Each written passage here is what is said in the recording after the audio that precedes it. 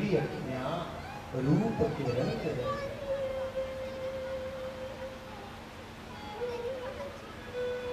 और तुम्हारा ये छोटा सा अवगुण, तुम्हारी ये छोटी सी बात तुम्हारे जीवन की 1000 अच्छाइयों को दबा जाती है, उसको छुपा जाता है। तो भगवान कैसे हैं और कैसा गुण है भगवान का, कैसा है? प्रकट वाला गुण क्या है? बोले विश्वोत्पत्ति आदि है तो वही सृष्टि बनाते हैं, पालते हैं, मिटाते हैं, ये प्रकट के गुण है भगवान के। लेकिन अंदर का गुण कैसा है प्रभु का? अंदर का स्वभाव कैसा है प्रभु का? आहा, हमारे बनाए गए विधान में गारंटी नहीं है कि हमारा किया जाने वाला कार्य सिद्ध ही होगा, सफल ही होगा, वो कभी कभी असफल भी हो सकता है। हमारे द्वारा किए जाने वाले कार्य में गारंटी नहीं है कि पूर्ण लाभ ही होगा, वहां हानि भी हो सकती है, वहां नुकसान भी हो सकता है। लेकिन हमारे प्रभु का विधान कैसा है? चाहे अनुकूलता में हो, चाहे प्रतिकूलता के रूप में हो, प्रभु का हर विधान हमारा परम मंगल ही करता है, परम आनंद ही करने वाला है।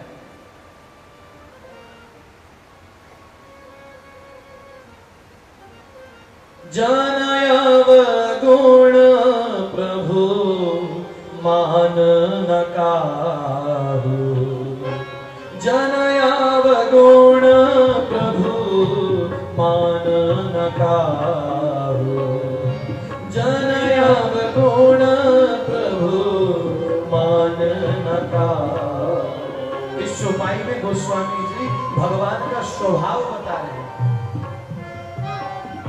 देखो देखो भगवान का स्वभाव कैसा है, कितना मीठा स्वभाव है प्रभु का, कितना मधुर स्वभाव है प्रभु का, ये गुण है हमारे प्रभु का।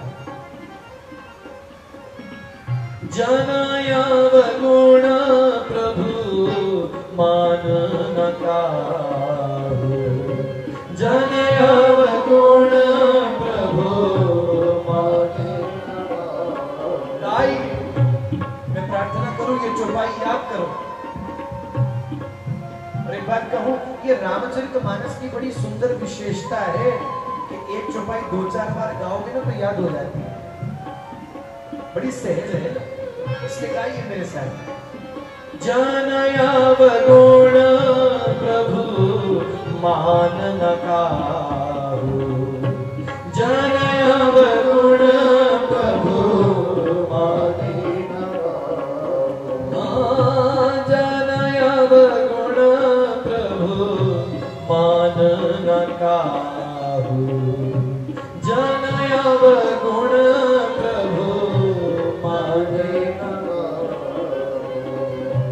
दीन बंधु अति मधुर सुहाऊ, दीन बंधु अति मधुर सुहाऊ, दीन बंधु अति मधुर सुहाऊ, दीन बंधु अति मधुर सुहाऊ।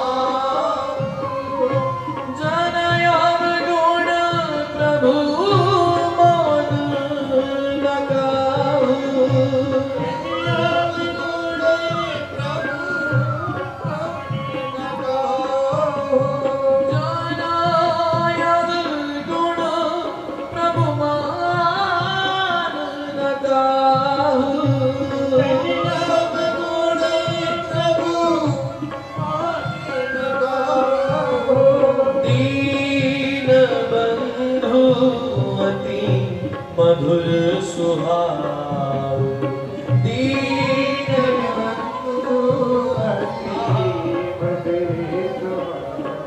मधुर सुहाऊ, दीन बंधु अति मधुर सुहाऊ, दीन बंधु अति मधुर सुहाऊ।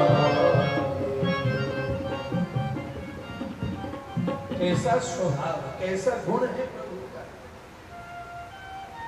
कृपा करना प्रभु का गुण, कृपा करना प्रभु का स्वभाव है। ध्यान देना, 5 सूत्रों में से ये तीसरा सूत्र है गुण। नाम, रूप और गुण। दो सूत्रों की चर्चा पीछे हुई, ये तीसरा है गुण। ये प्रभु का स्वभाव।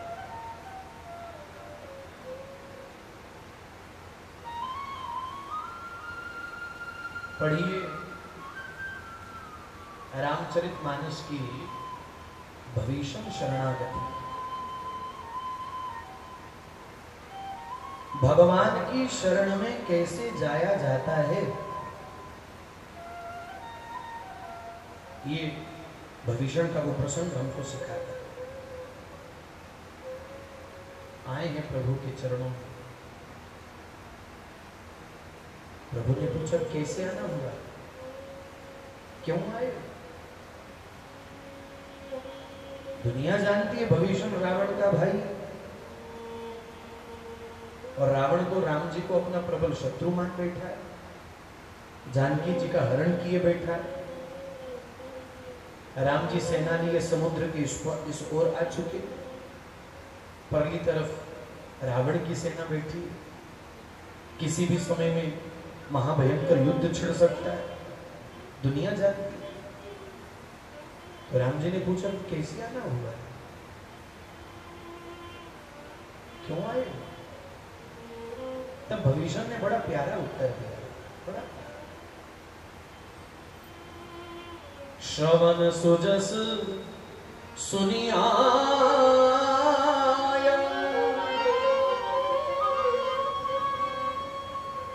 प्रभु आज से पहले मैंने कभी आपको देखा नहीं, मैंने कभी दर्शन नहीं किया आपका, न मेरे पास आपका कोई चित्र है, न मैं आपकी वेशभूषा जानता हूं, मुझे तो पता ही नहीं। फिर कैसे आना हुआ? कहा मैं आपको देख करके नहीं आया, मैं आपको देख करके आपके पास नहीं आया, तो कहा मैं आपकी चर्चा सुनकर के आपके पास आया। श्रवण सुजस सुनिया, मैंने आपका सुयश सुना है, सुयश आपकी कीर्ति सुनी है, आपकी महिमा सुनी है। मैंने आपका बहुत बड़ा गुण देख लिया, गुण जान लिया। कैसा गुण है? श्रवण सुजस सुनिया प्रभु भंजन भव पीर, त्राहि त्राहि आरती हरण शरण सुखद रघुवीर। मैं आपको नहीं जानता, मैं आपको तो नहीं जानता, तो मालिक एक बात बड़े दावे से कह सकता हूं, मैं आपको तो नहीं जान सकता, लेकिन मैंने आपका स्वभाव जान लिया। प्रभु मैंने आपका स्वभाव जान लिया। देखो व्यक्ति को जानना न जानना महत्व नहीं रखता है, लेकिन हाँ सामने वाले का अगर स्वभाव तुमने जान लिया तो राजी हो जाए। यदि तुमने सामने वाले का स्वभाव जान लिया, सामने वाले का स्वभाव जानना ही तो कठिन है, क्योंकि यह जगत ये मुख के ऊपर कुछ और है और पीठ के पीछे कुछ और रहता है। इसलिए संसार में जगत के इस रीति में किसी का स्वभाव जानना बड़ा कठिन है, बड़ा कठिन है, सरल नहीं है। वो तुम्हारे सामने कुछ और है, तुम्हारे पीछे कुछ और है, स्वभाव जानना बड़ा कठिन है। भविष्य कह रहे प्रभु मैं आपको नहीं जानता, लेकिन हाँ मालिक सरकार मैंने आपका स्वभाव जान लिया। कैसा स्वभाव जाना है मेरा? क्या जानते हो मेरे स्वभाव के बारे में? क्या जानते हो मेरे गुण के बारे में? का बस एक ही बात जानता हूं, त्राहि त्राहि आरती हरण शरण सुखद रघुवीर। मैंने ये जाना है कि आपके स्वभाव में कृपा विराजमान है, कृपा करुणा आपका गुण है, आपका स्वभाव है। कृपा करुणा के करोड़ों करोड़ों समुद्र दिन रात प्रतिपल प्रतिक्षण आपके चरणों में बहते ही रहते हैं। अरे दुनिया में बहने वाली नदियों में कभी सूखापन आ सकता है, लेकिन प्रभु आपके चरणों में जो निरंतर करुणा की धारा बहती है वो कभी सूखती नहीं है, वो कभी रुकती नहीं है। उस करुणा के प्रवाह में कभी अभाव नहीं आता, उस कृपा के प्रवाह में कभी रुकावट नहीं आती, वो दिन रात बहती रहती है। शरण सुखद रघुवीर जो आपके चरणों में आ जाता है, मैंने आपका स्वभाव जान लिया है प्रभु, जो आपके चरणों में आ जाता है आप उसे जगत की गर्त से निकाल करके अपने हृदय से लगा लेते हैं, आप उसे अपना मान लेते हैं, आप उसे सदा सदा के लिए स्वीकार कर लेते हैं।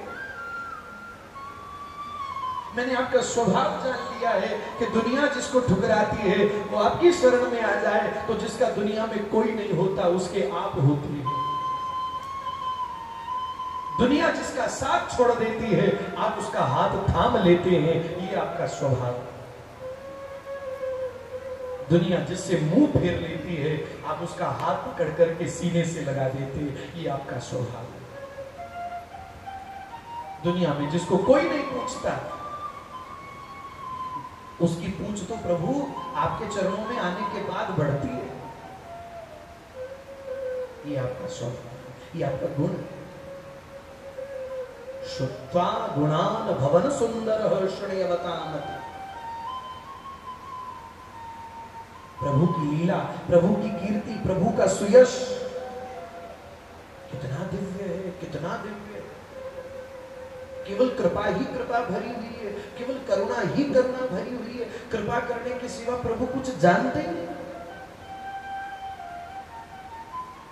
और ध्यान देना, भगवान की कभी अनुकूल कृपा होती है तो कभी प्रतिकूल कृपा होती है।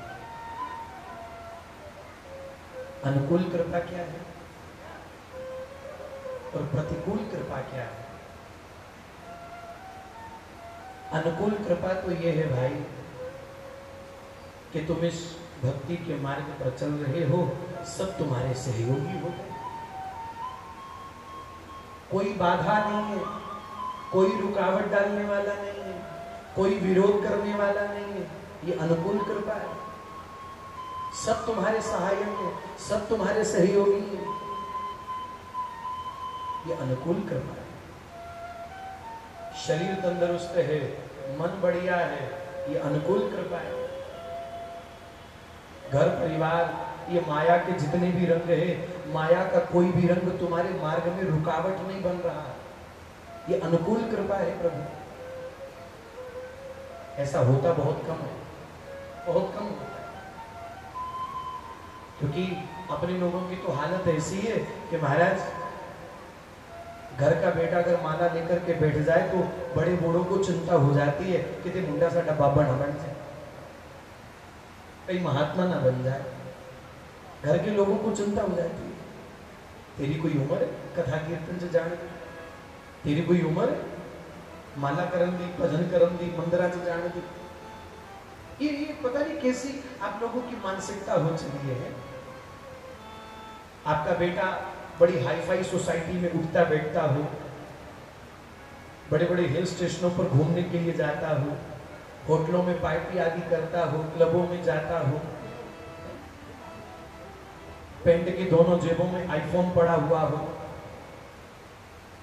हाई फाई सोसाइटी में उठना बैठना होता हो, तो आप लोग बड़े खुश होते हो, हमारे बच्चे की बड़ी हाई क्लास है, हाई क्लास है, बड़े खुश होते हो आप लोग। लेकिन वहीं आपके घर का बच्चा अगर माथे पर वैष्णव तिलक लगा ले, कंठी धारण कर ले, हाथ में माला लेकर के बैठ जाए, या वृंदावन आने जाने लग जाए, कथा में आने जाने लग जाए, साधु पुरुषों की सेवा में जाने लग जाए, तब आपको बड़ी बेचैनी सी हो जाती है, तब आपको बड़ी चिंता सी हो जाती है, कहीं हाथ से ना निकल जाए, कहीं महात्मा ना बन जाए, कहीं बाबा ना बन जाए। सोसाइटी में उठना बैठना हो तो अच्छा है, लेकिन भक्तों की संगति में उठना बैठना हो जाए तो तुम्हें चिंता हो जाती है, तुम्हारा मन घबराने लग जाता है। ऐसा सबके साथ होता है भाई। जीवन में अनुकूलता बहुत कम आती है कि इस मार्ग में तुम चल भी रहे हो और इस मार्ग में कोई तुम्हारा विरोधी ना हो, कोई अवरोधक ना हो। यहाँ तो महाराज एक कदम बढ़ाने की देरी है, माया का नंगा नाच होता है। माया तब अपना प्रचंड रूप धारण करती है। शुरू में तो तुमको प्रलोभन आते हैं, ले बच्चे तेरी मती मारी गई है, छाड़ पर क्या आके मारा गई बेटा, छोड़ ये सब, तेरी मती मारी। पहले तो माया के प्रलोभन आते हैं और फिर माया बाद में दुत्कारती है, ठुकराती है, रुलाती है, भटकाती है, नाना प्रकार के प्रपंचों में तुमको उलझाती है, फंसाती है। और माया के ये प्रलोभन तो बार बार ये प्रयास करते कि भाई तुम्हारे हाथ से माला छूटे और तुम्हारे हाथ में प्याला आ जाए। तब माया चाहेगी तुम्हारे साथ ऐसा खेल खेलना चाहेगी, ऐसा खिलवाड़ करना चाहेगी कि ये माला छोड़े और प्याला पकड़े। इसलिए इस भक्ति के मार्ग में, इस प्रेम के मार्ग में, इस अध्यात्म के मार्ग में तुम्हारे जीवन में अगर अनुकूलता है तो बहुत बढ़िया भाई। वैसे होती बहुत कम है, आती नहीं है इतनी आसानी से अनुकूलता है। सबसे पहले तो शरीर हिम्मत हारता है, सबसे पहले तो शरीर में व्याधियां प्रकट हो जाती हैं, शरीर हिम्मत हार जाता है। और शरीर अगर हिम्मत करे तो फिर मन धीरे धीरे हारने लग जाता है। जब कदम पर तुम्हें कसौटी पर उतारा जाता है, तुम्हारी परीक्षाएं ली जाती है, उलझनों में तुमको उलझाने का प्रयास किया जाता है, शरीर हारे ना हारे मन बड़ी जल्दी हार जाता है, मन बहुत जल्दी भयभीत हो जाता है। वो तो कोई मीरा जैसी इस मार्ग की कोई वीरांगना ही होगी कि लोग कहें मीरा भई रे बावरी, सास कहे कुल नासी। और इतना बड़ा विरोध होने के बावजूद पग घुंघरू बांध मीरा नाची। वो तो कोई मीरा जैसा कोई सूरमा हो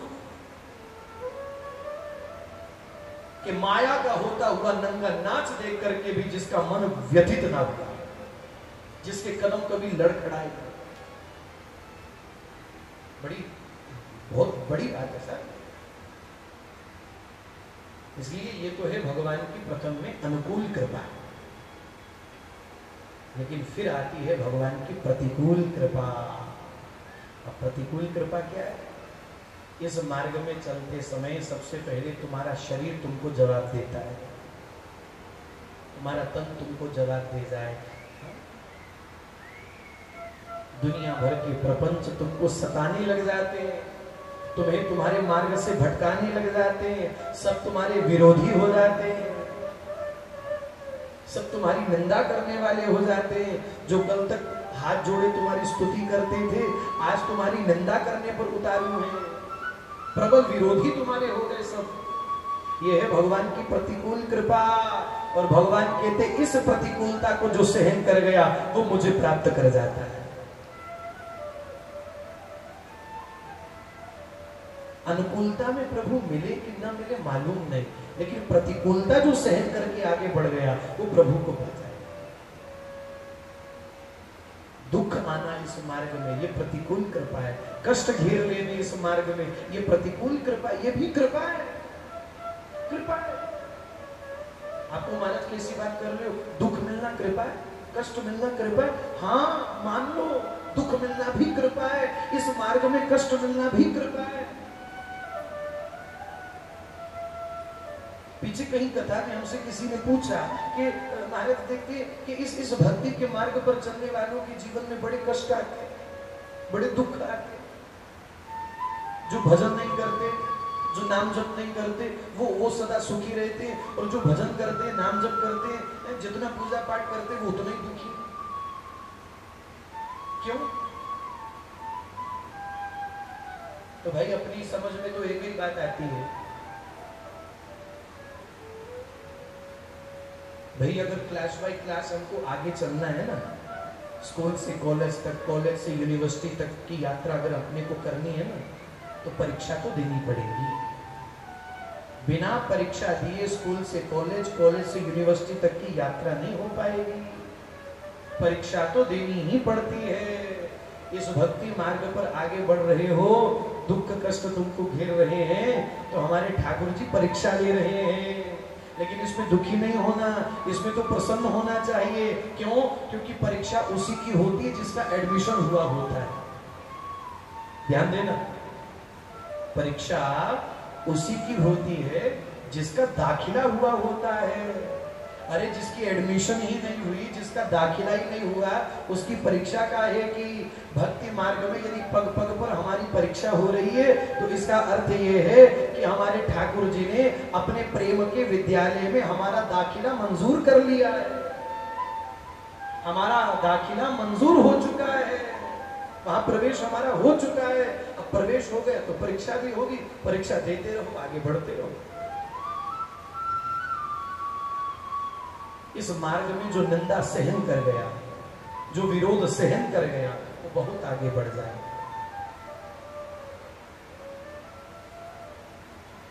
हमारे यहां एक उदाहरण दी जाती है, भगवान की प्रतिकूल कृपा कैसी है। बड़ी प्यारी उदाहरण है। जैसे एक माँ अपने बच्चे से बहुत प्यार करती है। अब किसी माँ से ये पूछा जाए कि अपने बच्चों से कितना प्यार करती है, तो माँ क्या जवाब दे भाई? पहली बात तो ये कि ये प्रश्न ही गलत है। अगर माँ को पूछा जाए बच्चे से कितना प्यार है, तो भाई माँ क्या उत्तर देगी? क्यों? क्योंकि ये प्रश्न ही गलत है। माँ कितना प्यार करती है इसका कोई पैमाना नहीं है। और बच्चे से बहुत प्यार करने वाली माँ ने देखा कि बच्चे के पैर में फोड़ा हो गया और वो दिन ब दिन बिगड़ता जा रहा है, बच्चे में कष्ट बढ़ता ही जा रहा है, उसका दर्द बढ़ता ही जा रहा है।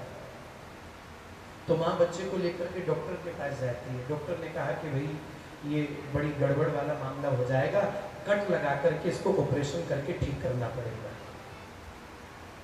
कट लगा करके मवाद नहीं निकाला, गंदगी नहीं निकाली, तो ये रोग और बढ़ जाएगा, ये फोड़ा और बड़ा हो जाएगा, हो सकता है कि कल को पैर काटना पड़ जाए।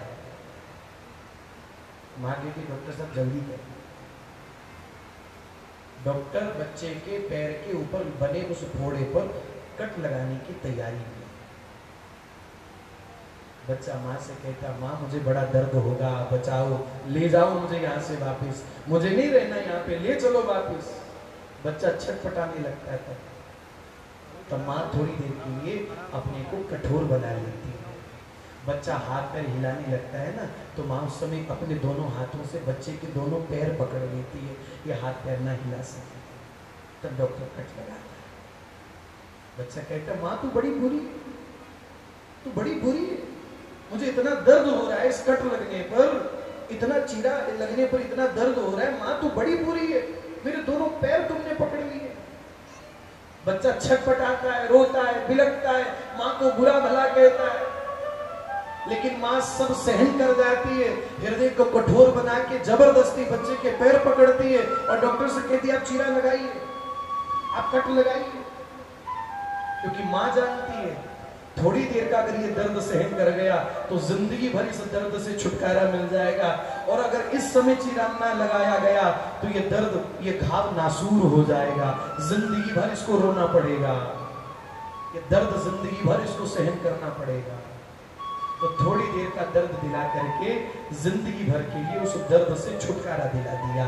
ठीक उसी प्रकार ये भगवान की प्रतिकूल कृपा है। इस भक्ति के मार्ग पर आगे बढ़ते हुए जो भी हमारे शुभ अशुभ कर्म हैं, उन सब अशुभ अशुभ कर्मों को नष्ट करने के लिए भगवान हमारे जीवन में हमको प्रतिकूलताएं देते हैं, हमको दुख देते हैं, हमको कष्ट देते हैं, और शुभ अशुभ कर्मों को सब नष्ट करके जीव को निष्पाप और निष्पुण्य बना करके, बिल्कुल कोरा कागज बना करके भगवान अपने सामने खड़ा कर देते हैं। पाप और पुण्य का कोई दाग ना रहे इस शरीर, इस जीवन रूपी कोरे कागज पर। सब पुण्य, सब पाप, शुभ अशुभ सबको नष्ट करके भगवान बिल्कुल शाश्वत दिव्य कोरा बना करके, बिल्कुल कोरा बना करके, खरा सोना बना करके तब हमको स्वीकार करते। भगवान की प्रतिकूल कृपा।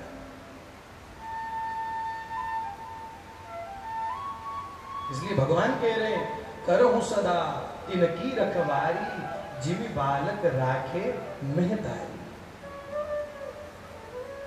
अपने भक्त पर भगवान किस प्रकार से वात्सल्य करते, प्रेम करते, जैसे एक माँ अपने बच्चे से प्यार करती है।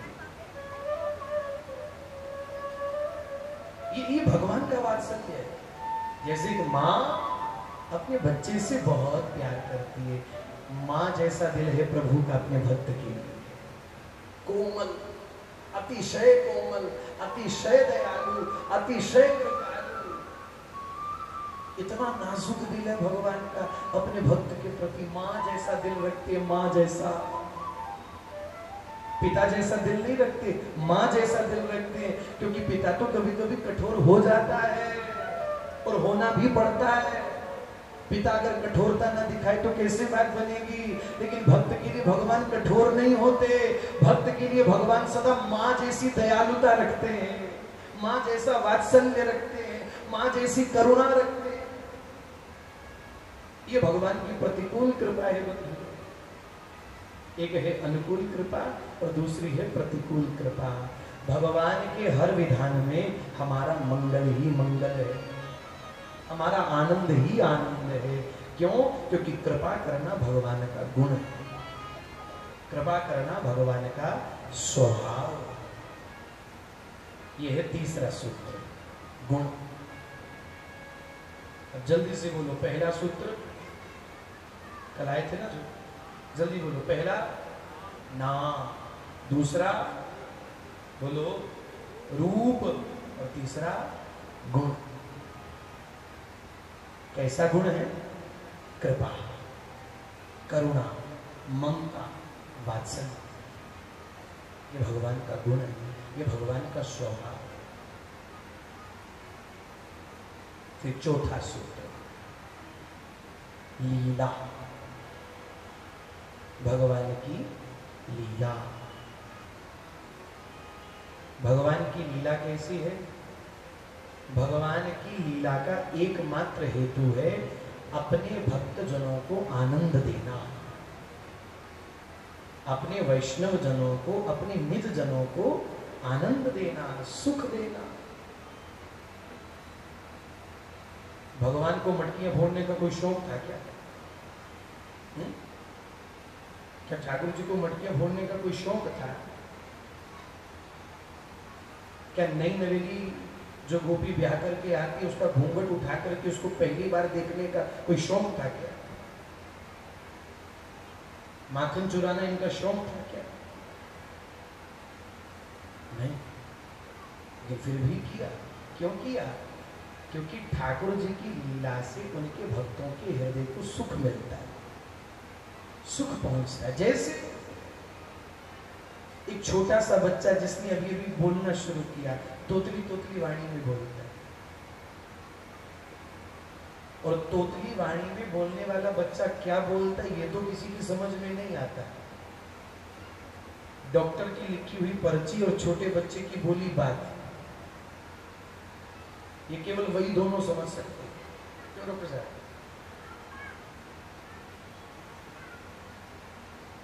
दूजा कौन समझेगा? तो जैसे छोटे बच्चे की तोतली वाणी पर सुनकर के माता पिता के हृदय को सुख पहुंचता है, या अन्य किसी सुनने वाले को सुख पहुंचता है, बस मन करता वो बोलता रहे, बोलता रहे। बड़ी मीठी वाणी होती है उसकी, वो मंद मंद सी मुस्कुराहट, बालक हंसे तो ऊपर की जबड़ा के दो छोटे छोटे दांत दिखाई दे, वो छवि बड़ी अद्भुत होती है, बड़ी प्यारी होती है। तो क्या होता है? बच्चे की इन नटखट लीलाओं से, अदाओं से, इन कार्यों से, इन वाणी से, बोल व्यवहार से वो जो करता है, वो जो कर दे, देखने वाले का, सुनने वाले का हृदय प्रसन्न होता है। उसी प्रकार भगवान लीला करते हैं। क्यों करते हैं? क्योंकि मेरे निज जन, आश्रित जन जो है, मेरे वैष्णव, मेरे भक्त जन है, उनके हृदय को सुख पहुंचे।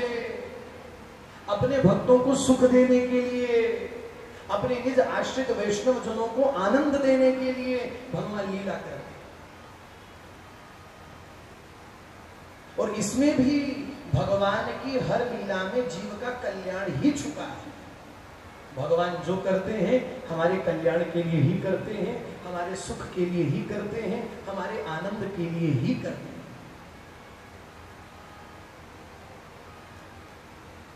भगवान का एक नाम है आनंद विहारी। क्या नाम है? आनंद विहारी। ठाकुर जी का एक और बड़ा प्यारा नाम है आनंद वल्लभ। आनंद के वल्लभ, आनंद वल्लभ। हमारे वृंदावन में श्री आनंद वल्लभ ठाकुर जी का मंदिर है, कभी दर्शन कीजिएगा। श्री राधा वल्लभ जी की मंदिर का जो घेरा है परिक्रमा का, तो राधा वल्लभ जी आनंदी बाई के ठाकुर आनंद वल्लभ 250-300 साल हो गए ठाकुर जी को वहां विराजे। आनंदी बाई के ठाकुर, आनंदी बाई अमृतसर की थी और वहां ठाकुर जी को लाड लड़ाया उन्होंने। आनंदी बाई के ठाकुर का नाम आनंद वल्लभ। तो ठाकुर जी के अनेक नाम है, एक नाम है आनंद वल्लभ, आनंद विहारी। और इसी बात पर मोहर लगाई है तुलसी बाबा ने भी, मोहर लगाई है, जो आनंद, जो आनंद सिंधु सुख राशि, जो आनंद, जो आनंद। तुलसी बाबा मोहर लगा रहे हैं इससे, जो आनंद सिंधु सुख राशि, जो आनंद सिंधु सुख राशि, जो आनंद सिंधु सुख राशि, जो आनंद सिंधु सुख राशि, जो आनंद सिंधु सुख राशि।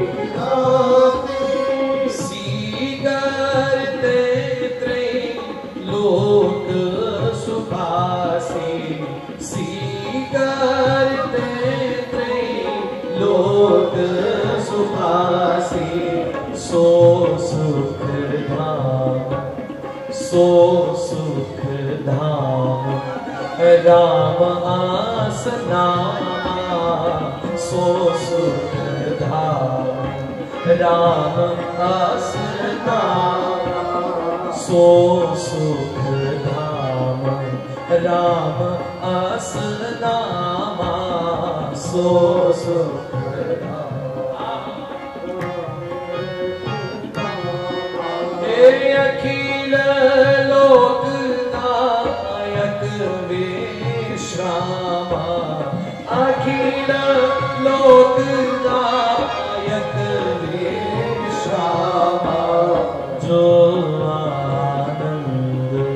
सिंधु सुख राशि, जो आनंद सिंधु सुख राशि, जो आनंद सिंधु सुख राशि, जो आनंद सिंधु सुख राशि, जो आनंद सिंधु सुख राशि, जो आनंद सिंधु सुख राशि।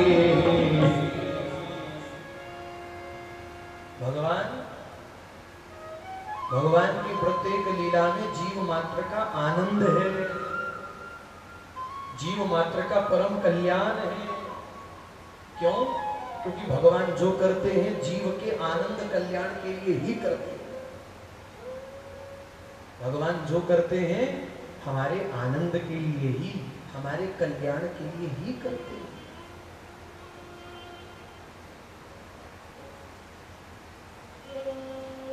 तुम्हें जन्म देने वाले तुम्हारे माता पिता अगर तुम्हारे प्रति कभी बुरा नहीं सोचते तो क्या भगवान हमारे बारे में कभी गलत करेंगे? नहीं। हाँ, ये बात जरूर है भाई कि भगवान जिस प्रकार से हम पर कृपा कर रहे हैं, जिस प्रकार से भगवान की कृपा करने का तरीका अलग हो सकता है। आपको लगेगा कि नहीं हमारे साथ तो गलत हुआ है, हम इतना भगवान को माने, इतना पूजा पाठ करने वाले, फिर भी है भगवान ने क्या किया हमारे साथ, लगेगा आपको। ये मन बोलेगा तुमको ये भगवान ने हमारे साथ क्या कर दिया, ये तो गलत हुआ, ये तो बुरा हुआ। लीला करने का विधान अलग हो सकता है, लेकिन उस मूल में क्या है, तुम्हें आनंद देना चाहते हैं। थोड़ी देर का दर्द सहन कर लीजिए, उसके बाद तो परम आनंद ही आनंद है, परम सुख ही सुख है। लीला शब्द का अर्थ है कल्याण। भगवान लीला करते हैं तो लीला शब्द का अर्थ है कल्याण। जिससे जीव मात्र का कल्याण हो उसे कहते हैं भगवान की लीला।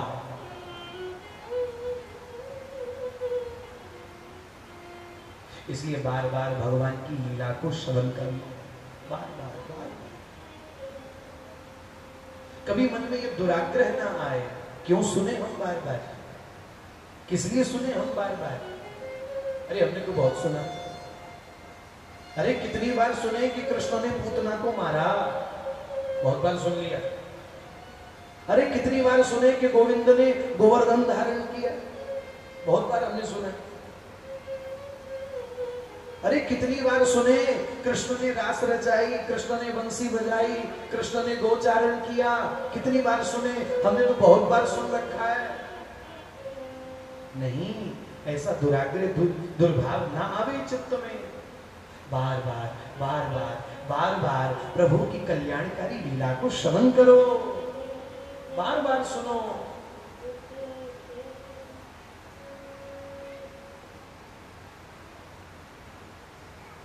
हम एक जगह कथा कहने के लिए एक पत्रकार महोदय आ गए।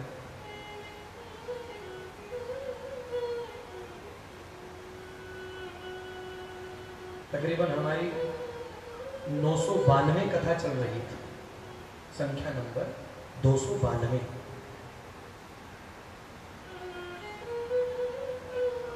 ये वर्तमान जो सत्संग धारा, ये 306वीं संख्या है, सत्संग सत्र की 306वीं संख्या है।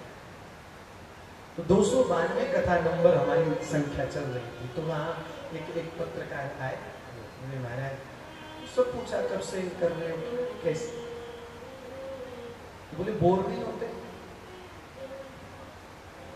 बोर नहीं होते, बार बार वही कथा सुनाते, वही कृष्ण, वही राम, वही बंसी, वही पूतना, वही गोवर्धन, वही गाय, वही वृंदावन, मन नहीं भरता कभी।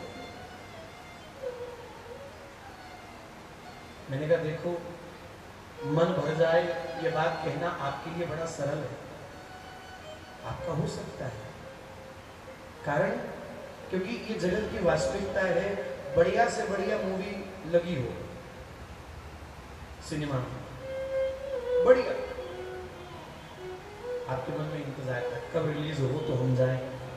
एक बार देखिए, आपको बड़ा अच्छा लगा, खूब मस्ती आई, दूसरी बार फिर देखने का मन हुआ तो फिर देखने के लिए गए, तीसरी बार फिर देखने के लिए गए, चौथी बार फिर देखने के लिए गए। अब धीरे धीरे वो उत्साह कम होता जा रहा था। अब बार बार नहीं, 2-4 बार देखोगे, 6 बार देखोगे, 7 बार देखोगे, नहीं बस करो यार, अब तो बदलो, अब और नहीं, बहुत देख लिया। कोई नया गाना आ जाए तो हेडफोन लगा करके उसको 2-4-6 बार सुनोगे, 10-20 बार सुनोगे, 100 बार सुनोगे, नहीं अब तो चेंज करो, कोई और देख। मन ऊबने लग जाता है, मन थक जाता है तब, नहीं बस और नहीं। जगत के व्यवहार में ये मन सदा नई नई वस्तु की मांग करता है, ये मन की दशा है। ये सदा नई नई वस्तु की मांग करता है, नए नए भोगों की मांग करता है। इसे नित्य नया आकर्षण चाहिए, इसे नित्य नया रंग रूप चाहिए। नहीं, ये कपड़ा तो बहुत बार पहन लिया, बदलो इसको। ये जगत के व्यवहार में सब होना लाजमी है, होता है और होता रहेगा, और ये बात समझ में भी आती है। यदि आप हमसे पूछ रहे पत्रकार महोदय कि इतनी कथा कह रहे हो, वही राम, वही कृष्ण, वही गोवर्धन, वही पूतना, वही बंसी, वही रास, तो मन नहीं भरता? अरे भाई हाँ, सच कहीं दिल की बात है, जितनी बार कथा कहने के लिए मंच पर आता हूँ ऐसा लगता है पहली बार सुना रहा हूँ। कभी ऐसा लगा ही नहीं कि पहले सुना चुका है, हर बार ऐसा लगता है पहली बार गा रहा हूँ, पहली बार सुना रहा हूँ। कारण है संसार की हर वस्तु कुछ समय पाकर के फीकी हो जाती है, पुरानी हो जाती है, इतिहास में बदल जाती है। उस पर फिर हमारा कोई विशेष ध्यान नहीं रहता, हमारा कोई विशेष आकर्षण नहीं रह जाता। लेकिन हमारे प्रभु की चर्चा, हाँ, कृष्ण कृपा कटाक्ष में स्वयं शंकराचार्य भगवान कह रहे हैं, दिने दिने नवम नवम नमामि नंद संभवम। मेरा कृष्ण तो नित्य नया है, मेरा कृष्ण तो कभी पुराना होता ही नहीं है, ये तो नित्य नवीन है, नित्य नया है, नित्य नया है। तो भाई अगर मेरा कृष्ण ही नित्य नया है तो नित्य नए कृष्ण की कथा कभी पुरानी कैसे हो सकती है?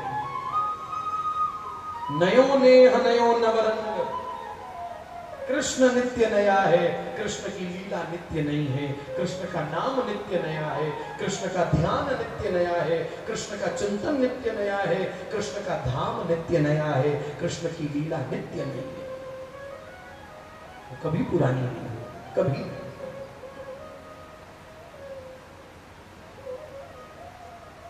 इसलिए मन में ये कभी दुर्भाव ना रहे कि नहीं नहीं हमने तो बहुत सुन रखा है, अब और नहीं सुनना, और नहीं। अरे सुनो, बार बार सुनो, सुनने की ललक तो लगी रहनी चाहिए, सुनो सुनो।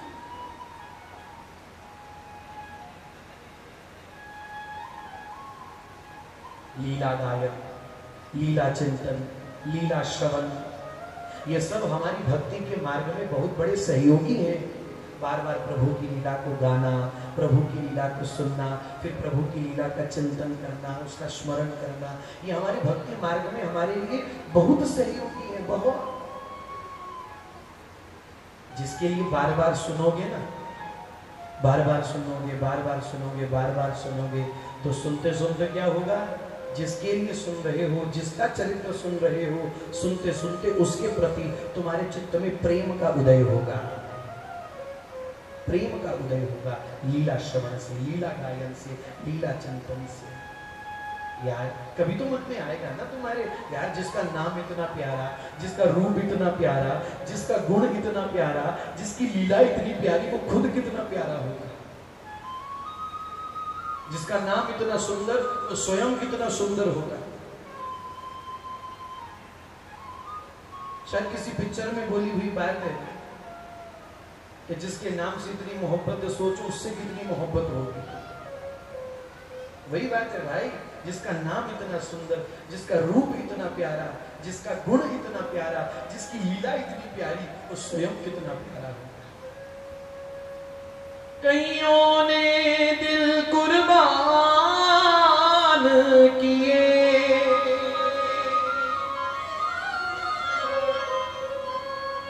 कईयों ने दिल कुर्बान किए, कईयों ने तन मनवारा, कईयों ने दिल कुर्बान किए, और कईयों ने तन मनवारा, अथवा तो कईयों ने तन मन हारा। तुम कितने सुंदर होंगे श्याम, जब इतना सुंदर नाम तुम्हारा। तुम कितने सुंदर होंगे श्याम, जब इतना सुंदर नाम तुम्हारा। यह है लीला श्रवण करने का फल, लीला गायन करने का फल, लीला चिंतन करने का फल, कि जिनके लिए सुन रहे हो, गा रहे हो, सुना रहे हो, उन श्री हरि के चरणों में तुम्हारे हृदय में प्रेम प्रकट होता है, प्रीति प्रकट होती है, अनुराग प्रकट होता है। कल मैंने रसखान जी के चरित्र में और नाम लिया अंत में, ताज बेगम। ताज बेगम का नाम आया जहां आज गोकुल जी में रमण रीति महावन के पास श्री रसखान जी की समाधि है। रसखान जी की समाधि के बिल्कुल ठीक सामने ताज बेगम की समाधि है। दोनों मुस्लिम है, रसखान भी और ताज बेगम भी, लेकिन आज संतजन प्रणाम करते हैं दोनों। रसखान जी का चरित्र तो कल हमने सुना एक पद के माध्यम से। ताज बेगम लीला श्रवण करी थी, इसने लीला श्रवण करी थी। मल्लिका हिंदुस्तान ताज बेगम लीला सुनी थी। आगरा से चली थी हज करने के लिए। कहां जा रही थी? रोजा शरीफ। ये रोजा शरीफ का है सरहंद में, सरहंद क्षेत्र है हमारे पंजाब का, वहां रोजा शरीफ है। इस्लाम पंथ में मक्का मदीना के बाद दूसरे नंबर का सबसे बड़ा उनका तीर्थ रोजा शरीफ है, जो कि सरहंद में।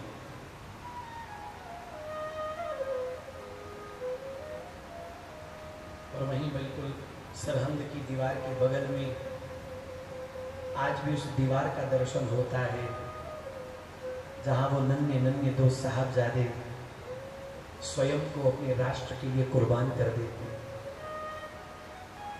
दशमेश पिता की दोनों पुत्र दोनों बगल में एक दूसरे की दीवार के साथ। तो मल्लिका हिंदुस्तान ताज बेगम चली है आगरा से हज करने के लिए रोजा शरीफ।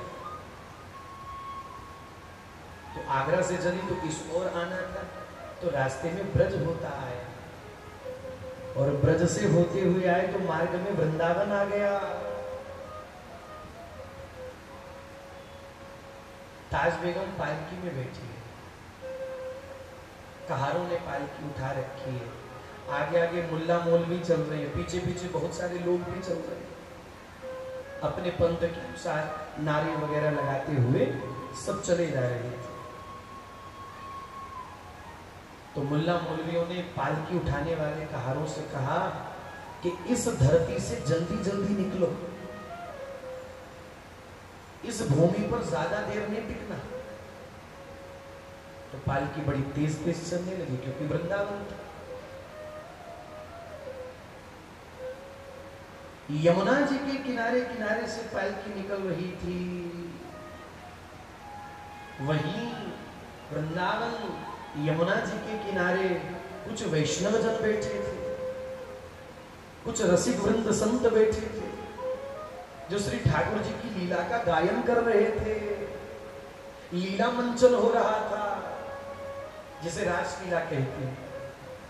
लीला मंचन हो रहा था, लीला गायन हो रहा था, और उस लीला मंचन में, लीला गायन में मंच के ऊपर श्री राधा कृष्ण बने दो बालक बालिका नृत्य कर रहे थे।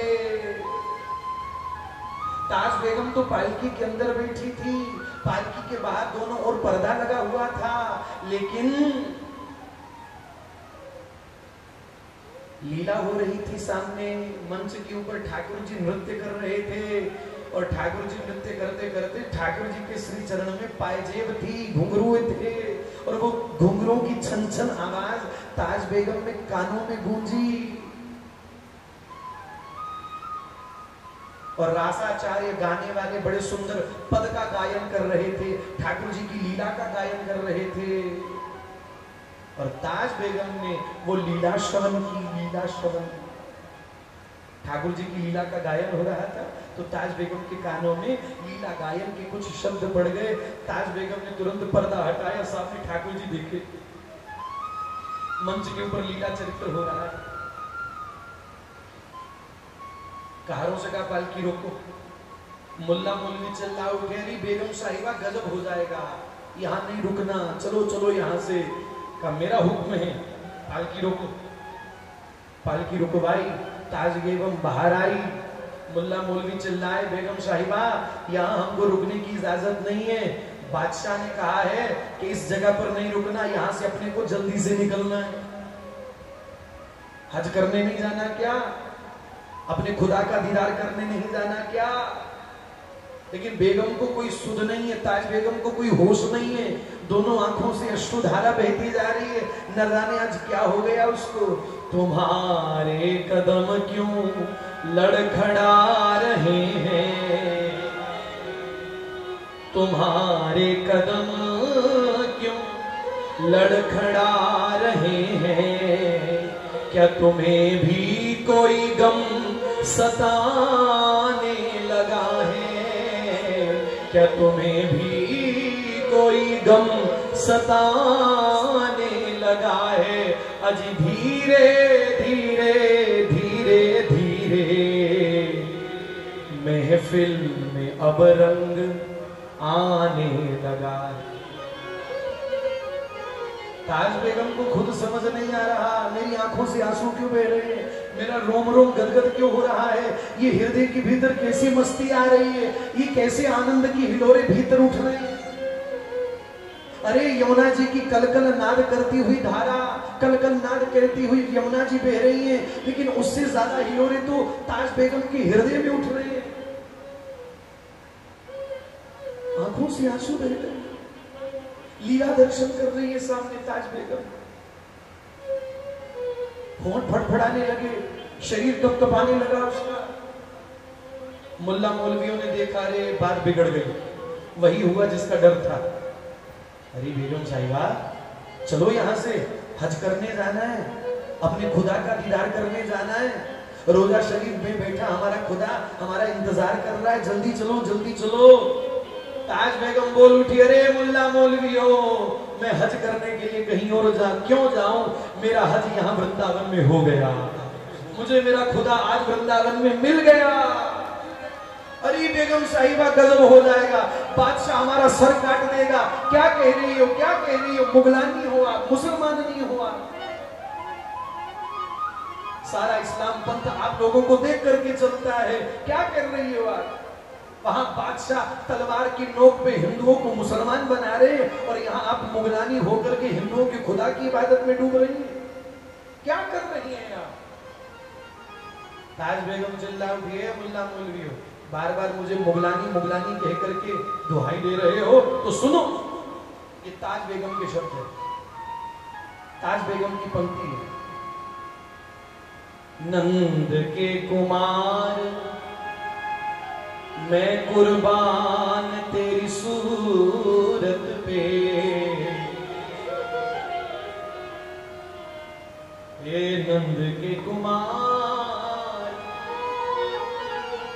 नंद के कुमार मैं कुर्बान तेरी सूरत पे। और मुगलानी मुगलानी होने की दुहाई देते हो, सुनो, हूं तो मैं मुगलानी, हाँ हूं तो मैं मुगलानी, पर अब हिंदुआनी बन रहूंगी मैं, हूं तो मैं मुगलानी अब हिंदुआनी बन रहूंगी मैं। छीन लिया फिर वही बात, मेरा भोला समन राधा रमन मेरो राधा। अब चैन कहाँ बाजिए रामे, अब चैन कहाँ, जब चित चोर सो अटक्यो मेरा जिया, हो गया जो होना था, नहीं रहा कोई पर्दा, नहीं रहा कोई और। लीला श्रवण का परिणाम क्या हुआ? लीला श्रवण करते ही लीला के शब्दों के जरिए ठाकुर जी उसके हृदय में आकर के बैठ गए, हृदय सिंहासन पर बैठ गए आके। मुल्ला मौलवी बोले बेगम साहिबा चलो, बोले कहाँ? हज करने जाना है। तो बोले यहाँ क्या है? बोले चलो। बोले कहाँ? बोले खुदा का दीदार करने जाना है। बोले तुम्हारा खुदा उधर है तो फिर इधर कौन है? अगर खुदा उधर है तो फिर ये कौन है? ये मोर मुकुट वाला, ये पीले पीले पीतांबर वाला, ये घुंघराली सी लट वाला, ये कौन है? कजरारी सी आंखों वाला, ये कौन है? फिर बंशी वाला कौन है ये? अगर खुदा उधर है तो फिर ये कौन है? किससे नजर मिलाऊं? ताज बेगम के शब्द, मैं किससे नजर मिलाऊं, किससे नजर मिलाऊं, तुम्हें देखने के बाद किससे नजर मिलाऊं, तुम्हें देखने के बाद किससे नजर मिलाऊं, तुम्हें देखने के किससे नजर मिलाऊं, तुम्हें देखने के बाद किससे नजर मिलाऊं, तुम्हें देखने के बाद किससे नजर मिलाऊं, तुम्हें देखने के बाद नजर मिलाऊं, तुझे देखने के बाद किससे नजर मिलाऊं, तुम्हें देखने के बाद नजर मिलाऊं, तुझे देखने के बाद किससे नजर मिलाऊं, किससे नजर मिलाऊं, तुम्हें देखने के बाद किससे नजर मिलाऊं,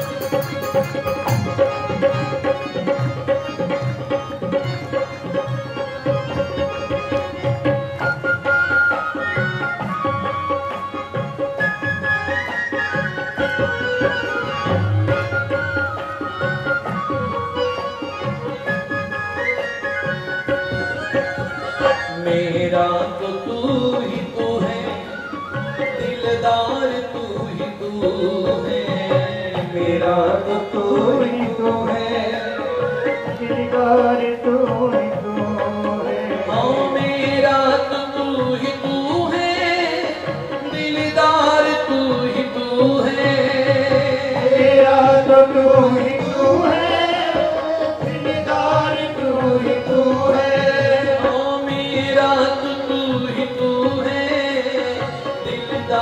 तू ही तू है, मेरा तो तू ही तू है, दिलदार तू ही तू है। अब काबे को क्यों मैं जाऊं, अरे काबे को क्यों मैं जाऊं, काबे को क्यों मैं जाऊं, तुम्हें देखने के बाद काबे को क्यों मैं जाऊं, तुम्हें देखने के बाद काबे को क्यों मैं जाऊं, तुम्हें देखने के बाद काबे को क्यों मैं जाऊं, तुम्हें देखने के बाद किससे नजर मिलाऊं, तुम्हें देखने के बाद किससे नजर मिलाऊं, तुम्हें देखने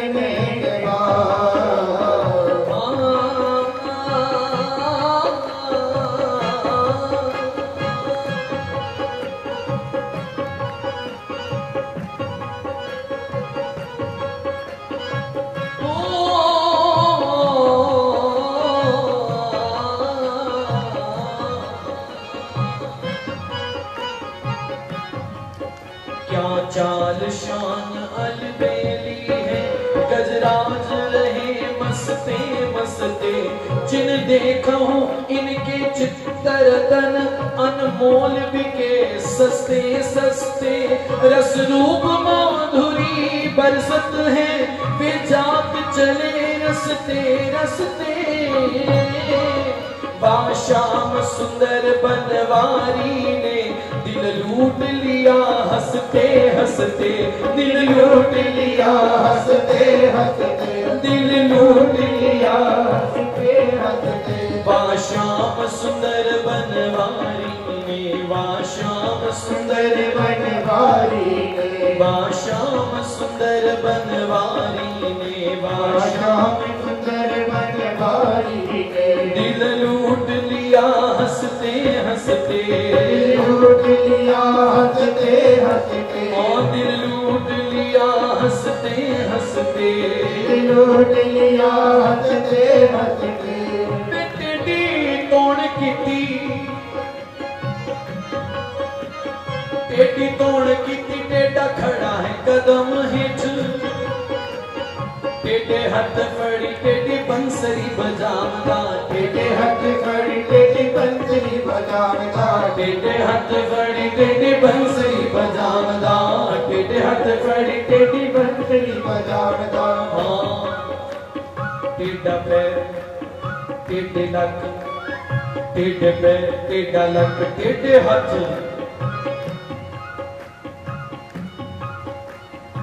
इस टेढ़े दा, इस टेढ़े दा सब कुछ टेढ़ा ही नजर आमदा है।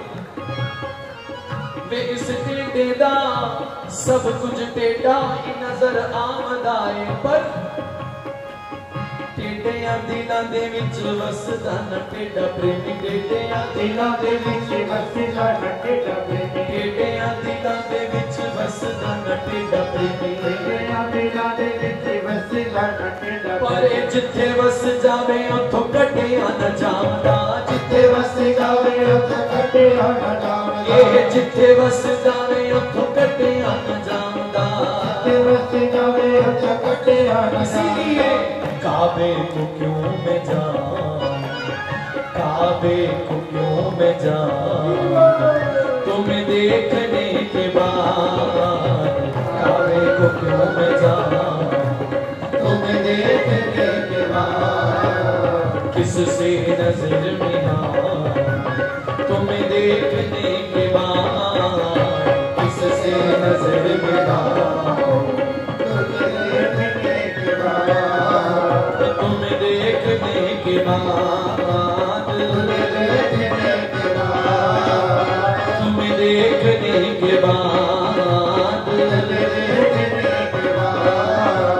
तुम्हें देखने के बाद।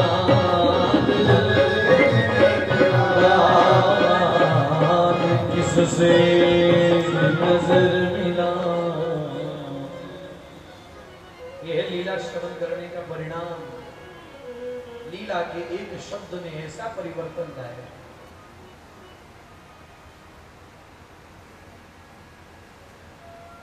शायर कहता है कि राहे गुजर में इत्तेफाकन, राहे गुजर में इत्तेफाकन आज फिर उनसे मुलाकात हुई। राहे गुजर में इत्तेफाकन आज फिर उनसे मुलाकात हुई। हकीकत में नहीं, ख्वाब में हुई। राहे गुजर में इत्तेफाकन आज फिर उनसे मुलाकात हुई। हकीकत में नहीं, बस ख्वाब में हुई। वो जब जाने लगे हमारी नजरों से दूर, तो हम उन्हें रोक ना सके। वो जब जाने लगे हमारी नजरों से दूर, तो हम उन्हें रोक ना सके। बस दो पल कुछ इशारों में मुलाकात हुई। लीला श्रवण का ऐसा परिणाम, हूं तो मैं मुगलानी, अब हिंदुआनी बन रहूंगी।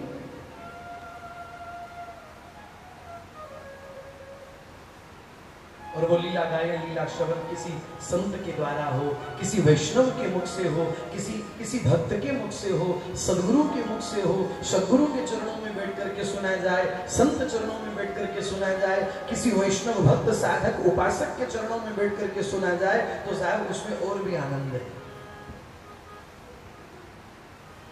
वैष्णव के मुख से सुनी हुई लीला सीधा हमारे हृदय पे प्रवेश करती, हमारे हृदय को स्पर्श करती, क्योंकि वैष्णव जो कहेगा अपने अनुभव से कहेगा, वो केवल लिखी हुई नहीं कहता। वैष्णव भक्त लिखा हुआ नहीं कहता, पढ़ा हुआ नहीं कहता। जो हरि कृपा से हृदय में अनुभव बैठा हुआ है, वैष्णव उस अनुभव से कहता है। यह है लीला श्रवण। इसलिए बार बार सुनो सुनो सुनो सुनो। और फिर अंत में है पांचवा सूत्र। पांचवा सूत्र कैसा है? धाम। पहला नाम, दूसरा रूप, तीसरी लीला गुण, चौथी लीला और पांचवा धाम। धाम से हमारा संबंध हो, जहां प्रभु ने लीला की वहां से हमारा संबंध हो। बार बार धाम जाना, अथवा जहां प्रभु विराजमान है बार बार उस मंदिर में जाना। लोग कहते क्या रखा है मंदिर में? क्या रखा है मंदिर में? घर बैठो, घर बैठ के करो, क्या जरूरत है मंदिर जाने की? अरे जरूरत है। अरे भगवान तो सब जगह है, फिर मंदिर जाना क्यों जरूरी है? सब जगह परमात्मा है, घर में भी तो है, तो फिर मंदिर जाना क्यों जरूरी है? जरूरी है भाई। अब हवा तो सब जगह है, हवा तो सब जगह है, पर टायर में अगर हवा भरवानी हो तो क्या करोगे? टायर यूं हवा में उछालोगे, आधा हवा भर जाए। हवा में तो नहीं उछालोगे ना उसको, एक निश्चित स्थान है उसका। हवा तो सर्वत्र है, लेकिन खाली टायर में हवा भरवानी है तो हवा में उछालने से बात नहीं बनेगी। उसका निश्चित स्थान है, वहां लेकर के जाना पड़ेगा। वहां की एक क्रिया है, उस क्रिया के द्वारा ही वो हवा उसमें प्रवेश कर पाती है। गन्ने में शक्कर में मिठास है, पर शक्कर शक्कर बोलने से मुंह मीठा नहीं होता, उसकी एक क्रिया, उसको खाना पड़ता है। जब तक खाओगे नहीं तब तक उस शक्कर की, गन्ने की मिठास का अनुभव कैसे करोगे? उसी प्रकार भाई परमात्मा सब जगह है, लेकिन उसका आभास करने के लिए, उसको अपने अनुभव में लाने के लिए, उसकी अनुभूति करने के लिए ये जो निश्चित स्थान बने हुए हैं, वहां पर बार बार जाना। चाहे वृंदावन जाओ, बरसाना जाओ, गोवर्धन जाओ, नंदगांव जाओ, अयोध्या जी जाओ, चित्रकूट धाम जाओ, बार बार जाओ, बार बार जाओ। जहां हमारे प्रभु सदा विराजमान है, प्रभु के नित्य धाम का दर्शन करना, प्रभु के नित्य धाम में वास करना।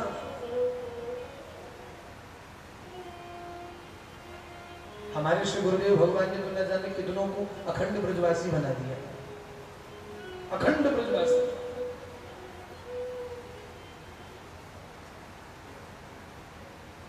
जबरदस्ती पकड़ा किसी को नहीं। ये संत की चतुराई होती है, ये संत की चतुराई होती है। संत बड़ी चतुराई से खेल खेल जाते हैं। जबरदस्ती किसी को पकड़ा नहीं, और बिना हाथ लगाए, बिना पकड़े, पकड़ इतनी मजबूत करी कि कोई छूटा ही नहीं, कोई छूटा ही नहीं।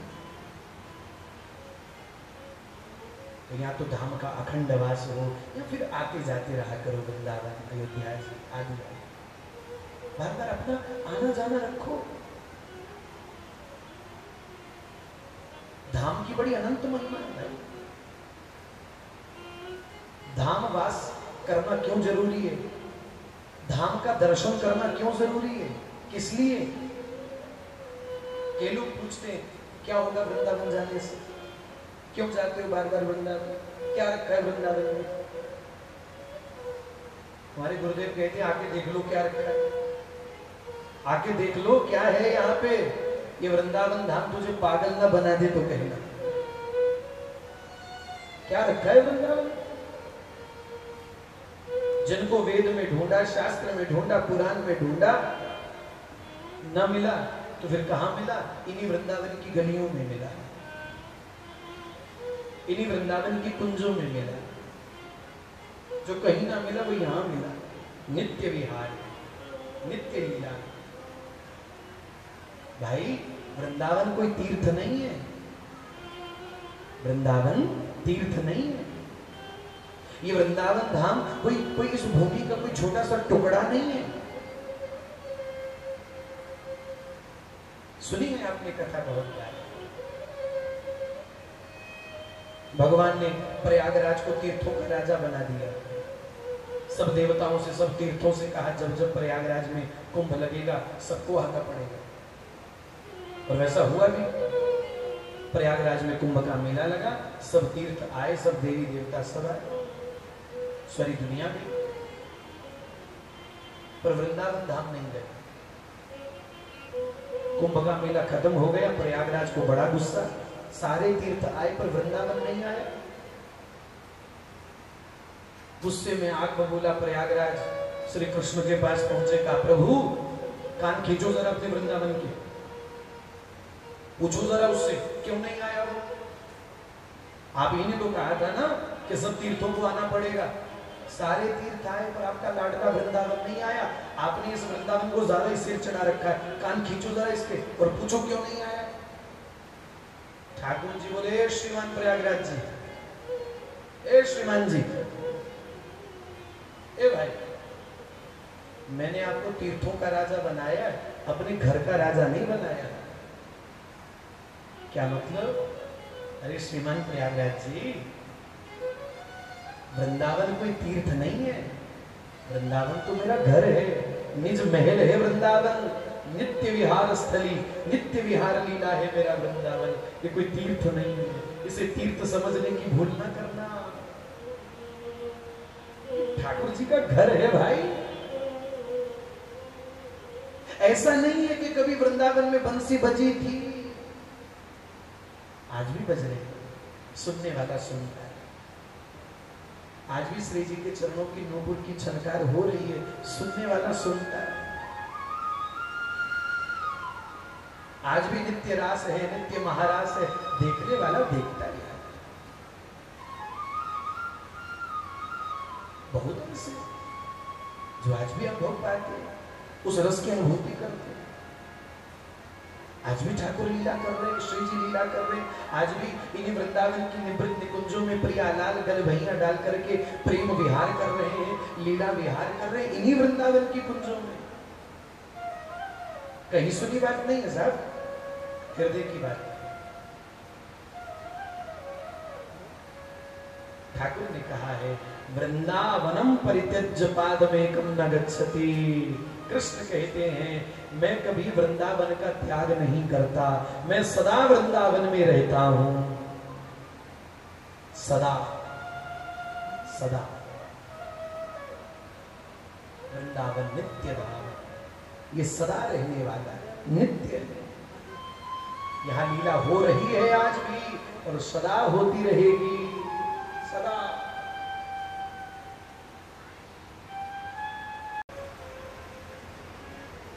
रज छा, इस वृंदावन की रज की अनंत महिमा है।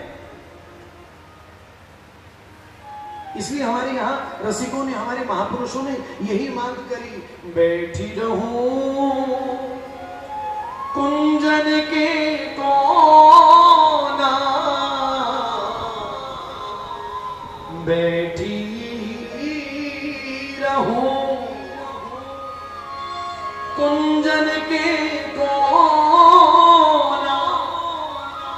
छांव मिल गई और बैठी हूं, तो बैठने का मतलब रज का आश्रय, वृंदावन की रज का आश्रय। वृंदावन की रज मिट्टी नहीं है। प्रिया और प्रियतम दोनों के मध्य में जो प्रेम का रस बरस रहा है, प्रिया प्रियतम के मध्य में प्रेम का रस बरसने वाला ही वृंदावन की रज है। प्रिया प्रियतम का परस्पर मध्य का प्रेम ही रज है।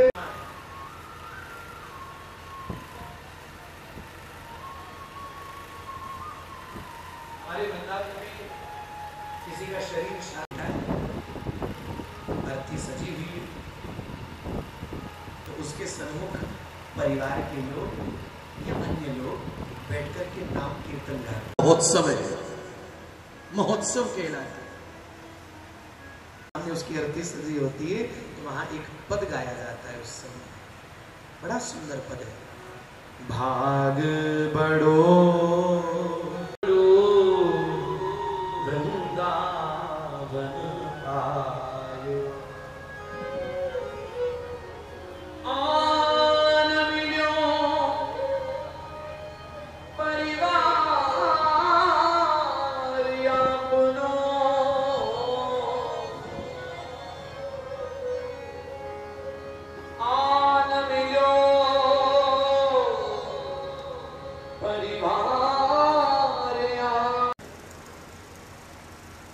जहां मरना भी परम सौभाग्य, जहां मरना कृपा नहीं श्री जी की करुणा है। बड़े बड़े रसिकों ने मांग करी है जीवन कहीं भी बीते लेकिन मौत वृंदावन में हो। पड़े हैं रसिक जन, महापुरुष जन वृंदावन की कुंजों में पड़े, जीवन बिता दिया, जीवन खपा दिया उन्हें वृंदावन की कुंजों में पड़े पड़े। जीना तेरी गली में, मरना तेरी गली। ये रसिकों की मांग है, बैठी रहो तेरे चरणन की रज पाओ, काढ़ो तेरे चरणन की रज पाओ। वृंदावन धाम नित्य धाम है, नित्य लीला है, नित्य लीला है, नित्य विहार है, नित्य रस है, नित्य रास है। इसलिए वैष्णवों को चाहिए कि बार बार वृंदावन धाम का सेवन करो, आते जाते रात। मैं तो यहाँ तक भी कहता, प्रार्थना करता हूँ भाई कि कहीं और जाने के लिए छुट्टियां पड़ी हैं, चलो कहीं घूमे आते हैं। छोड़ो ना यार, 2-4 दिन वृंदावन निकाल आओ, 2-4 दिन वृंदावन रह आओ। महीने 2 महीने में वृंदावन हो आया करो, हो आया करो। चाहे 1 दिन के लिए जाओ लेकिन जरूर जाओ। मैं प्रार्थना करूं आपसे, चाहे 1 दिन के लिए जाओ लेकिन जरूर जाओ। महीने 2 महीने में हो आया करो।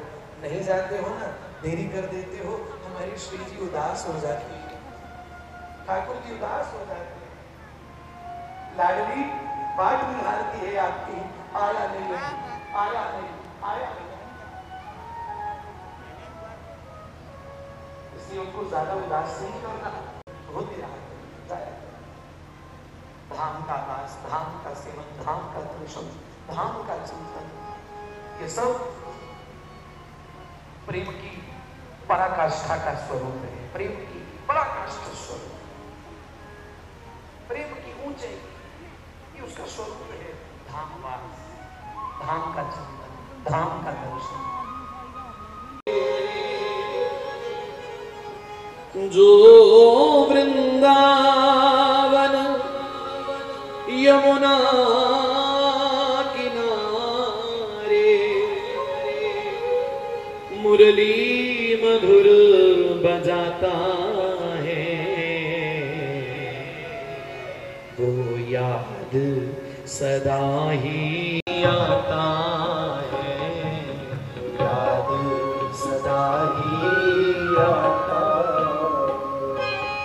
जो वृंदावन यमुना किनारे, जो वृंदावन यमुना किनारे सदा ही आता, वो याद सदा ही आता है, याद सदा ही आता।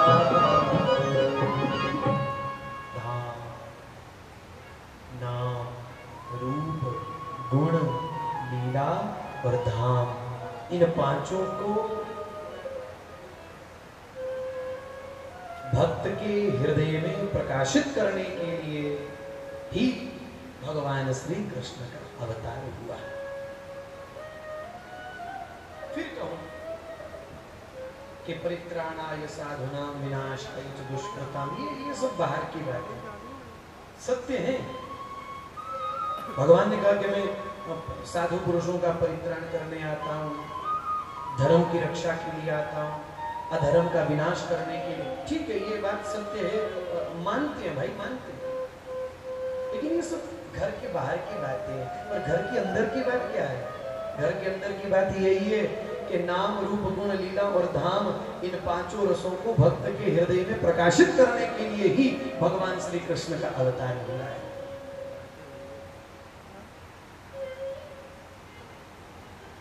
कल हम सब बड़े भाव से, बड़ी चाव से, बड़ी उमंग से, बड़ी उत्साह से,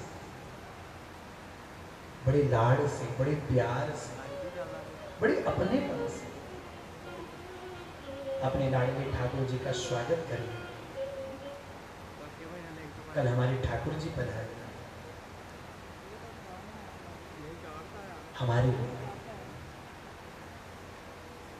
भगत प्रेम बस सगुन सुहोई।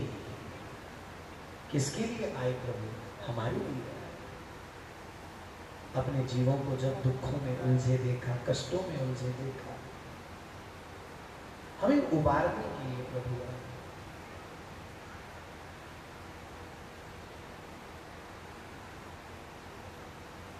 अकबर ने पूछा बीरबल से कि भी तुम्हारा भगवान बार बार क्यों आता है संसार में? हमारा खुदा तो नहीं आता। अपने बंदों का काम बनाना हो तो अपने किसी पीर पैगंबर को भेज देता है।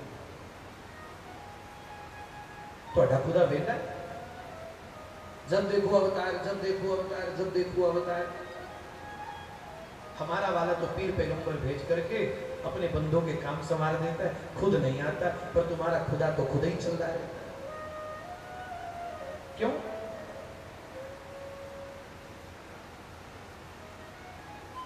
कांची के बादशाह समय आने पर जवाब दूंगा। थोड़े दिन बीते, शाम का समय था, ठंडी ठंडी हवा चल रही थी। तो बीरबल ने बादशाह अकबर से कहा, बादशाह चलो आज यमुना जी में नौका विहार के लिए चलते। नाव सजाई, बैठ गए दोनों एक नाव में। दो चार नाव में सब सिपाही लोग भी बैठे, आगे पीछे दो चार नाव में सब सिपाही भी बैठ गए। आज बीरबल ने कोई युक्ति बना रखी थी। दूर एक सामने नाव दिखाई दे रही है। बादशाह अकबर ने कहा, बीरबल ये सामने की नाव में मेरा बेटा सलीम नहीं बैठा? मुझे तो वही दिखाई दे रहा है। बोले हाँ बादशाह, बैठा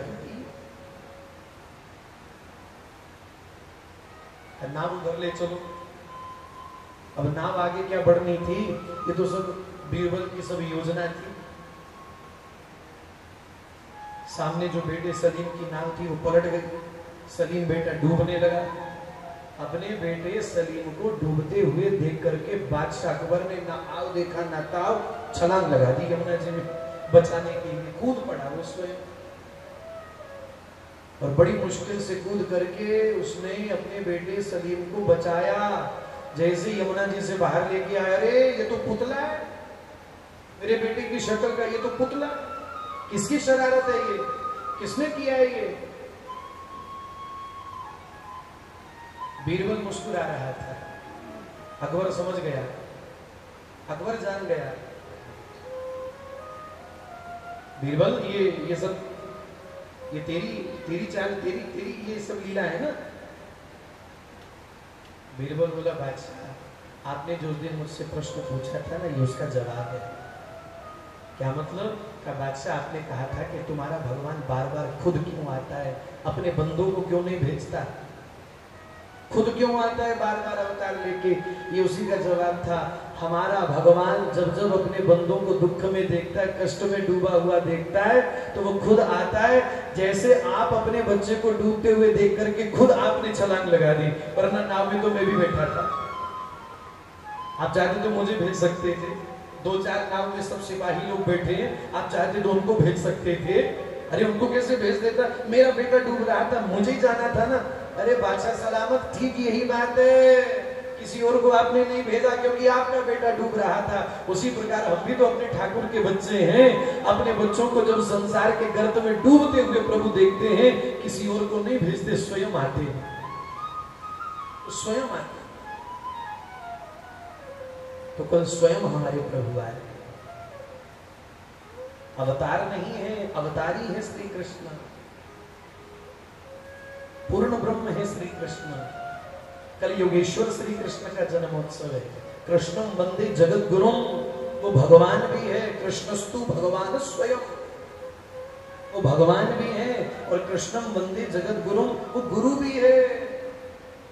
स्वयं से स्वयं की प्राप्ति का जरिया गुरु बनकर के बताया है प्रभु ने, इसलिए वो गुरु भी है। कले से कृष्णम वंदे जगत गुरुम योगेश्वर भगवान श्री कृष्ण का महा आनंदमय प्राकट्य महोत्सव है। बहुत सारे स्थानों पर आज भी जन्मोत्सव मनाया गया है, आज भी है बहुत से स्थानों पर, कल भी होगा। अब थोड़ा ये झंझटबाजी से बाहर निकलो कि आज है कि कल है। आजकल ये बड़ी दुविधा चल रही है, रक्षाबंधन 11 को था कि 12 को था, लड़ मरे लोग, कहीं ने 11 को बननी, कहीं ने 12 को बननी, और इसी उहापोह में कोई तो बांध ही नहीं पाया। ये बड़ी भारी दिक्कत चल रही है भाई, छोड़ो वो सब उधर की बातें हैं। हमारे ठाकुर जी का जन्मोत्सव है, 18 को है कि 19 को है, काय को बेफालतू की दुविधा में उलझते हैं। तुम आज भी मना लो, तुम कल भी मनाओ, क्या फर्क पड़ता है यार। अपने बाप का जन्मदिन मनाना है और उसको भी तारीख में बांध करके मनाना है। अपने यहाँ तो नित्य उत्सव है भाई, अपने यहाँ तो नित्य महोत्सव होता है। मैं जिस परंपरा से आता हूँ, हमारे श्री राधा वल्लभ जी विराजमान है भाई। साल में 365 दिन होते हैं, और साल के 365 दिनों में महाराज हमारे राधा वल्लभ जी के यहाँ 366 उत्सव मनाए जाते हैं। आप देखिए जो वार्षिक उत्सव की पत्रिका हमारे राधा वल्लभ जी की आती है, उसमें 365 दिनों में 366 उत्सव है। हमारे यहाँ तो नित्य उत्सव है। यहाँ तक कि भाई अभी ये पितृपक्ष आरंभ होगा ना, तो आप लोग कोई भी मांगलिक कार्य नहीं करते हो, शुभ कार्य नहीं करते हो। अरे हमारे राधा वल्लभ जी में तो पितृपक्ष में भी मंगल ही कार्य होते हैं, मंगल होता है, उत्सव होता है, महोत्सव होता है। हमारे ठाकुर तो उत्सव बिहारी हैं, इसलिए हमारे उत्सव बिहारी ठाकुर जी के उत्सवों को किसी एक तारीख के बंधन में बांधना उचित नहीं है। अरे तुम रोज जन्मदिन मनाओ, कौन तुमको मना करता है? तुम रोज जन्माष्टमी मनाओ, कौन मना करता है? तुम रोज रोज होली मनाओ, कौन तुमको मना करता है? हमारे वृंदावन में आके देख लो साहब, हर तीसरे दिन हमारे राधा वल्लभ जी का ब्याहुला होता है, हर चौथे दिन में राधा वल्लभ जी होली खेलते हैं।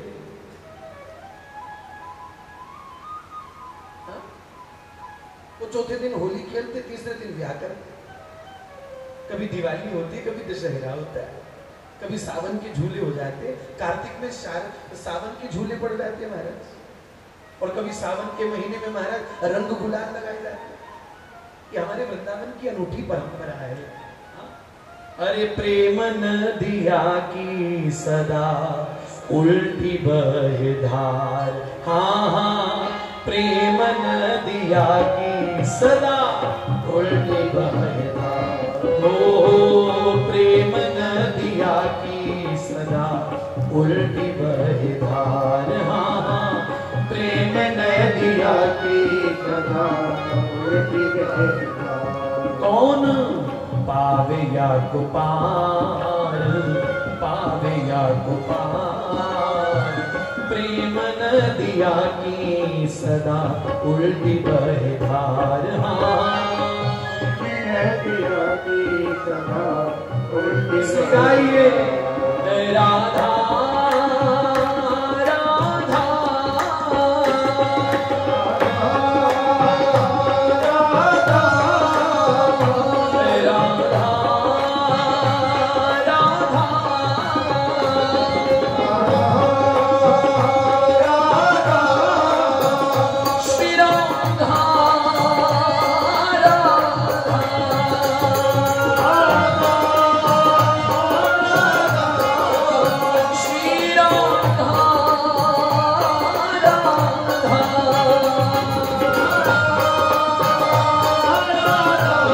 भजो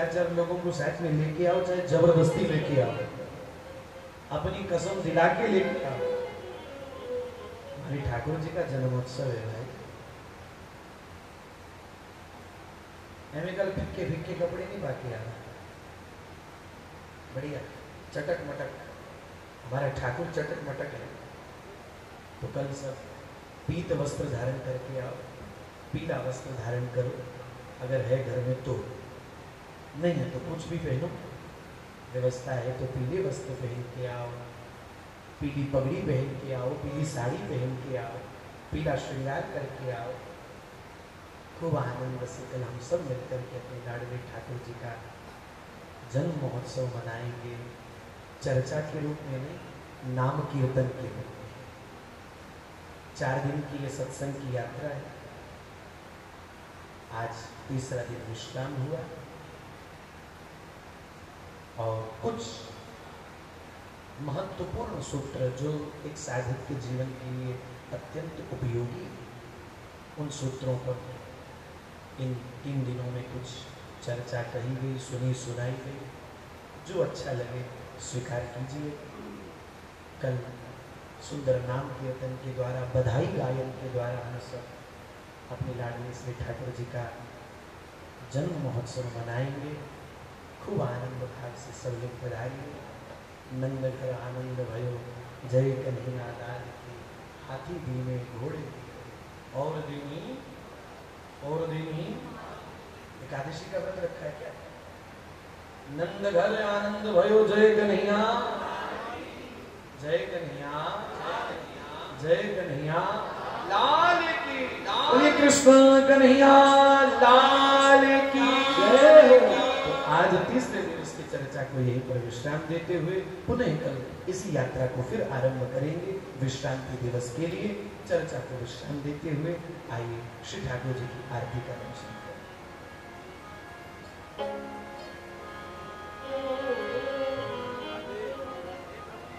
आइए, बहुत बहुत स्वागत, बहुत बहुत अभिनंदन।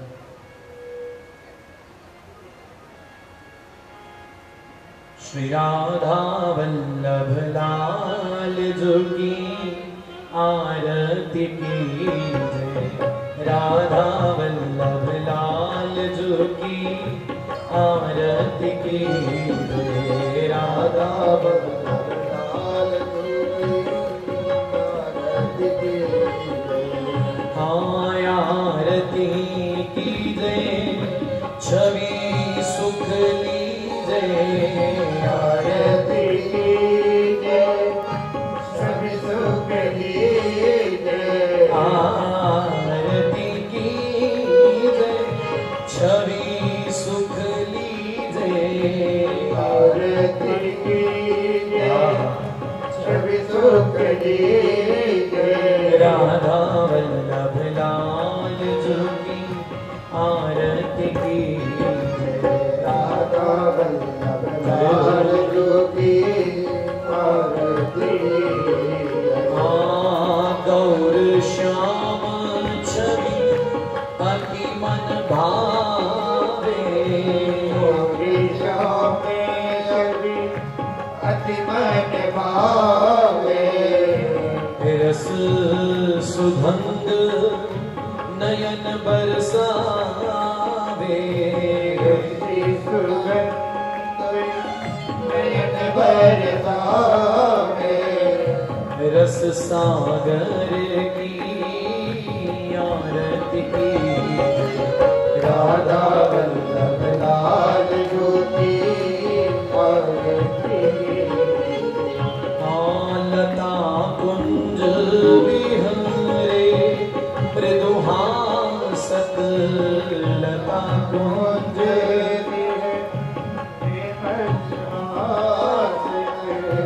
दो मिली एक भये रस लंपट।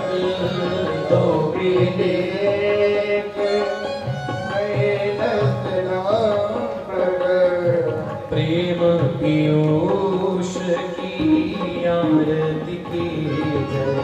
राधा वल्लभ लाल जोगी आरती की जय। हाँ सखी यूथ बिच शोभा पावे। शोभा पावे। सेजरी राग सुनावे। सेजरी राग सुनावे। मधुर नयन की चिरजीवे हित की जोड़ी। चिरजीवे हित की जोड़ी। अतुल सुहाग मान कर जोड़ी। अतुल सुहाग मान कर जोड़ी।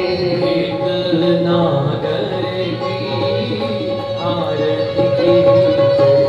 राधा वल्लभ लाल जोगी आरती की जय। की आरती की जय। आरती की जय। सखी आरती की जय। आरती की। हाँ सखी आरती की जय। आरती की जय। श्री राधा वल्लभ लाल की जय। श्री वृंदावन धाम की जय। श्री वृंदावन की जय। श्री राधा के निकुंज सरदार की जय। आज के आनंद की जय। जय जय श्री राम। जय जय श्री राधे। हरे कृष्णा कृष्ण कृष्ण हरे हरे हरे रामा रामा रामा हरे हरे। हरे कृष्णा कृष्णा कृष्णा